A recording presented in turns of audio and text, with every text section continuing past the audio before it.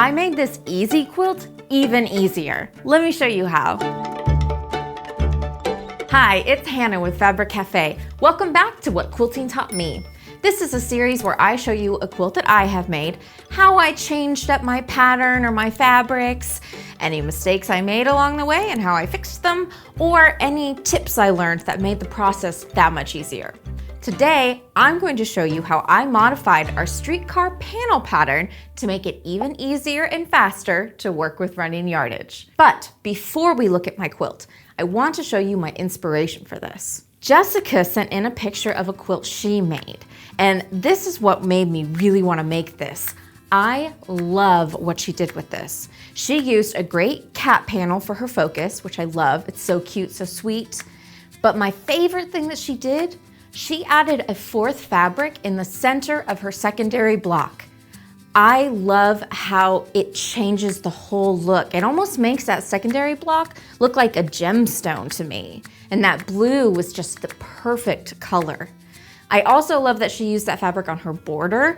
I think it really frames it in and it ties the two colors together. As soon as I saw this quilt, I thought, oh, I want to make that too. So thank you, Jessica, for inspiring me. I loved it so much. So let's go check out my quilt. This is my version of the Streetcar pattern. Now this is one of our individual patterns. And the coolest thing about it is it works with a yard of 7-inch panel blocks here in the center and 2 yards of running fabric for the companions, or 3 yards of running fabric, which I think makes it so versatile and fun. You can really change it up. Now, one of the best things about the construction of it is there's very minimal pinning.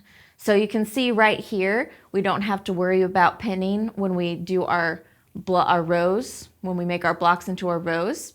The only place you have to worry about pinning is right here, where you see these little corners matching. That's a really awesome draw for me in a pattern. I really like when there's minimal pinning and I'm able to just crank out the quilt. So what I did with my fabrics, because you can see I definitely used more than 3 fabrics, I used 2 different focuses right here. Same print, but different colorways.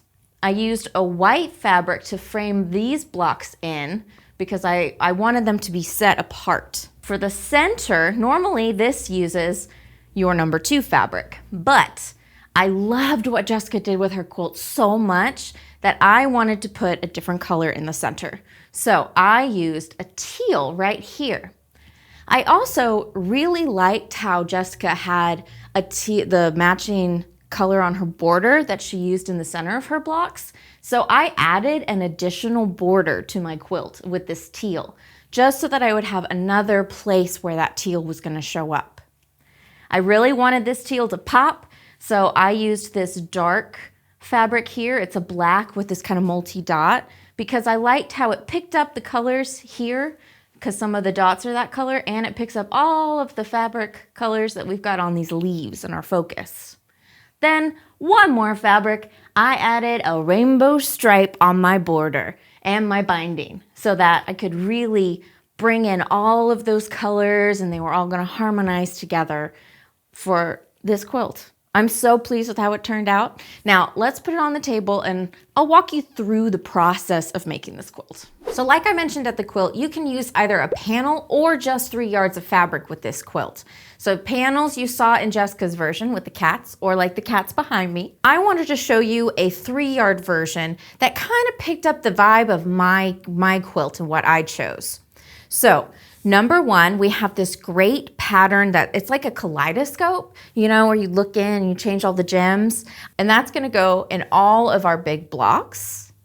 Our number 2 fabric is this really nice gray kind of textural, and that's going to go in the background here around all of your blocks, framing out this beautiful fabric, as well as in the center of your squares right here, your rectangles.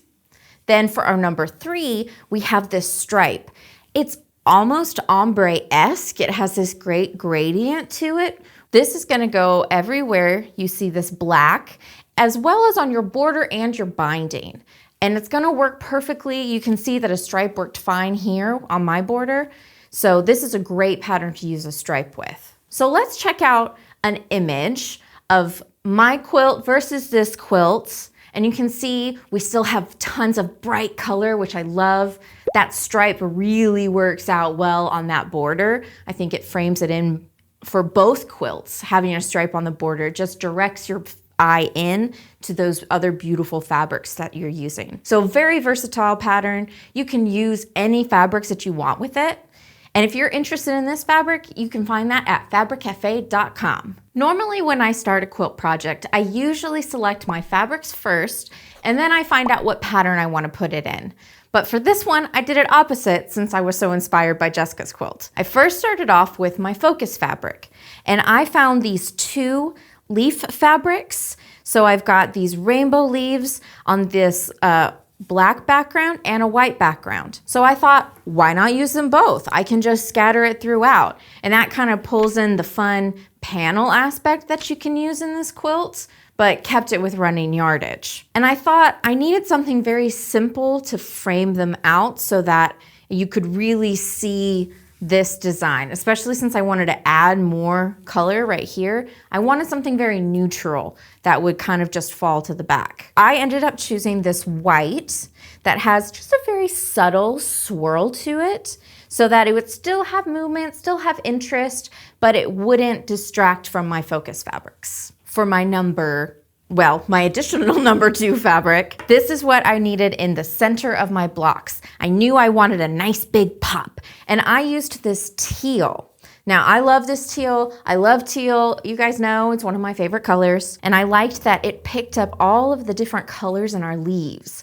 So it was like sprinkled throughout, and I thought it would be the perfect little pop. For my frame around my teal right here, I went with this black that has all of the different colors in it, just like my focus. You can see they blend very well together. We've got all of the same fabrics in here, but I liked that it was on a black background so that it would really set these blocks apart. For my final number 3, I had this stripe and I've had it for a while and I was just dying to use it for something. And I felt like this quilt was perfect for it. This fabric has all of these different colors in it, all these different rainbow colors. It picks up everything in these fabrics, everything in this fabric, and the teal goes so well with the teal that you see here.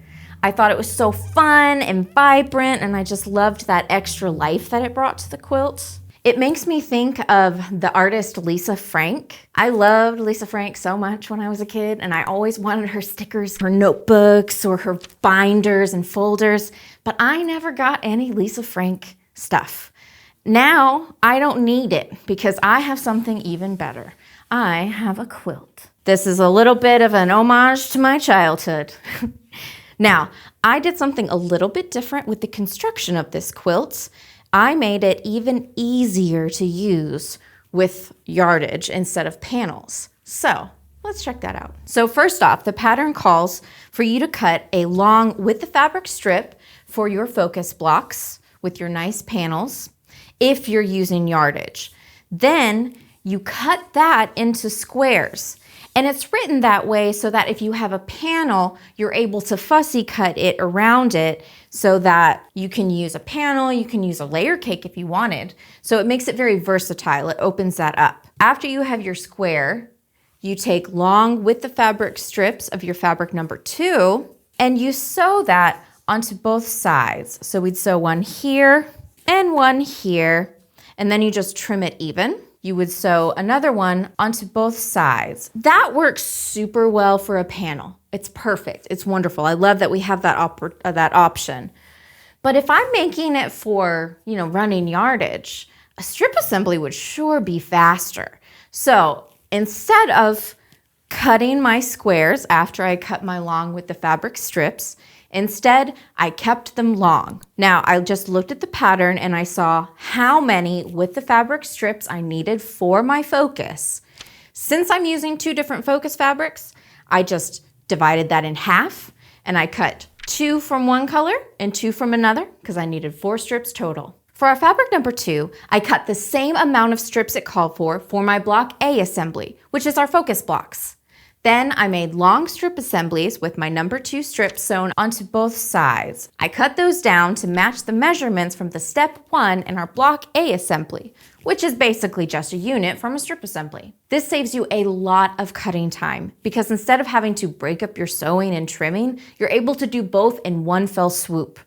This is a very easy thing to change in a pattern. Our panel patterns are already so versatile, but this hack makes it even better and even faster. Now, for our secondary block, you have strip assembly units with strips sewn onto both ends. Chain piecing is going to be your best friend for this pattern. I like to put the strip that's going on all of the units on the bottom when I do this so that I can feed them through and see all of it. When I made this quilt, I didn't make it as efficiently as I could have though.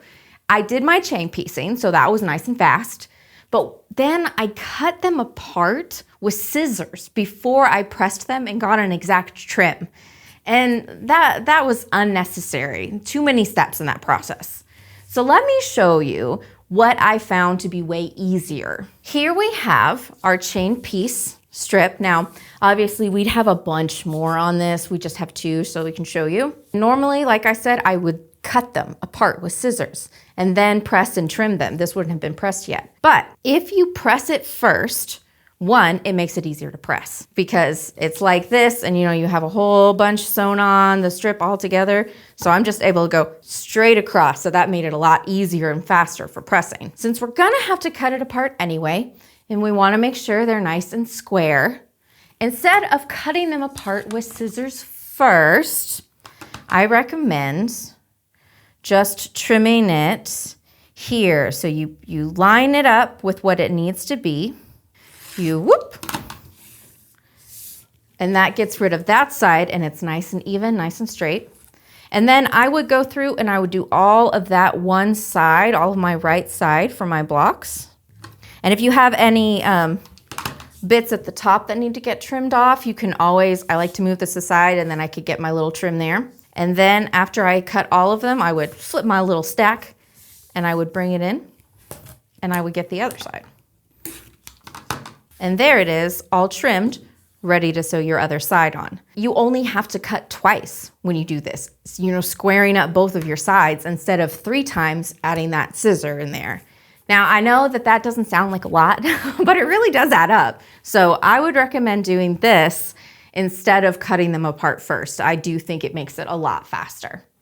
So that's how you make both of your blocks. They're super, super simple. When I was done making all of my blocks, I laid them out on the floor in the arrangement I wanted. I knew I wanted to alternate my dark focus fabrics and my light focus fabrics so that it would scatter evenly across the quilt. Once I laid it all out, I snapped a picture just in case, and then I took 2 rows at a time to my machine. I like making 2 rows at a time, then sewing those 2 rows together before I get the next 2 rows. It makes me feel very efficient and I get to see the quilt coming together faster. I sent this quilt to one of the long armors we use here at Fabric Café, Lucinda Cox. She has Yellow Rose Quilt and Stitch Studio. There's a link in the description to her website. Now, she sent me 3 different designs and she always puts the design overlay on top of the quilt in a contrasting thread so that you can really see what it is. First design she sent me, it's called Almost Plaid 60, and I love the geometric of this one. I like the contrasting with that kind of fluid movement of the leaves. And then our number 2 was Asian Leaves, and this one, it picked up the leaf pattern, so I think that is very nice. And I like how it brings forth that fabric design so you can really see it and highlight it. And then for our number 3, she went a little more whimsical, which I love whimsy. And she went with Timeless Ladybugs. And it's got all these cute little swirls and dots. And then there are ladybugs hiding in there. So it's like they're hiding in the leaves, which I think is super cute too. I ultimately chose the number 1 because like I said, I liked how it contrasted with the flow of these leaves. And I thought it had a lot of interest to it. I liked the strong diamond points. I think that shape is very fun. For thread color, for the front, I was actually all set to go with the light pink thread that was in the quilt photo suggestions. But then before she quilted it, Lucinda found a light blue thread that she had.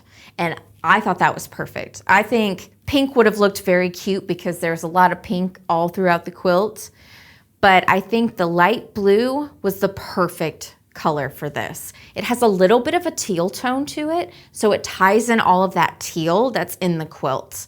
And it shows up really well on the white, giving it some interest, but highlighting the rest of the fabrics. For the backing, she just used a soft gray, which I think is really nice. It blends with all of this. I made a custom backing for this one. So I'm gonna flip this over. And there we have my custom backing. So what I did, you can see I had some strip assembly units left over, some scraps, and then some of my other units left over. I just cut them down, sewn them end to end, and then I wanted to make sure that I locked those seams in. And so I used my stripe scraps to sew kind of like a border on both sides. And then for making sure that it was the right length for quilting, I just added, let me pull it up. You can see I just added some of my focus scraps. I have white here and then I have black on the other end. See, I have my white focus here and then the black square here. That was just a scrap of fabric that I sewed to the end to make sure that it was long enough. I also wanted to make sure that this was right in the center of my backing. So I added some teal fabrics on both sides to make sure that this would be the center. This is not hard to do at all, and it's a great way to use up your fabric scraps and add an extra little bit of personality. But I am not good at explaining it because it involves math, which is not my strong suit, as you know. But luckily for you and me, we have a great video where Charity walks you through how to figure out your math to do custom backings. And she shares even more cool custom backing ideas too. So if you like this, be sure to check that video out and she'll help you do it. If you would like to make your own streetcar quilt, then don't forget about that kit that I showed you earlier. It's available at fabriccafe.com, but quantities are limited. I really enjoyed diving into the construction of this quilt and thinking through the process of how I could adapt it and simplify it for the fabric I was working with. If you like this pattern and are interested in seeing all of our other individual panel patterns, then be sure to watch the video that pops up. Happy quilting!